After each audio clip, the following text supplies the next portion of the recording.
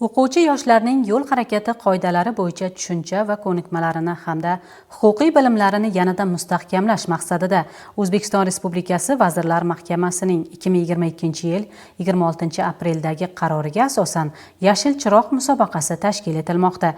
Paxtakor tumanida ushbu musobaqaning tuman bosqichi bo'lib o'tdi.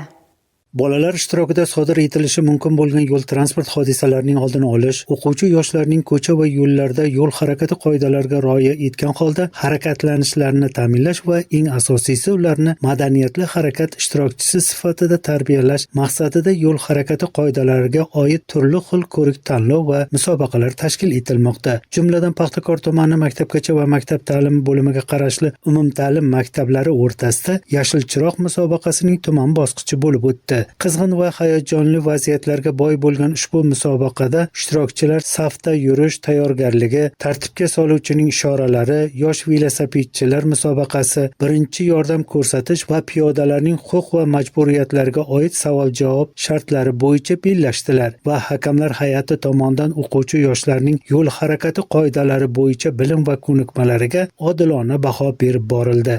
Ushbu musobaqada har bir jamoa g'oliblikni qo'lga kiritish uchun astoydil bel bog'lab, o'zlarining bilim va kuchlarini to'laqonli safarbar qilishdi. Eng asosiysi ushbu musobaqada o'quvchilar yo'l harakati qoidalari bo'yicha bilimlari bilan bellashish orqali harakatlanish madaniyatiga oid ko'nikmalarini yanada mustahkamlab ham olishdi.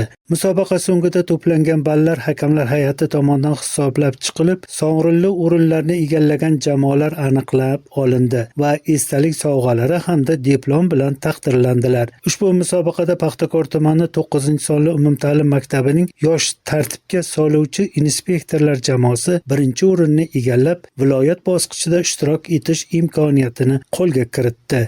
Biz Jizzax viloyatining Paxtakor tumani 9-umumta'lim maktabining yosh tartibga soluvchi inspektorlar jamoasimiz. Biz bugun tuman bosqichida birinchi darajali diplomni oldik. Hamma narsa bahsga boy va haqqoniy bo'ldi, lekin biz tirishqoqlik bilan birinchi darajali diplomni oldik. Endi viloyatda birinchi o'rinni olishga harakat qilamiz.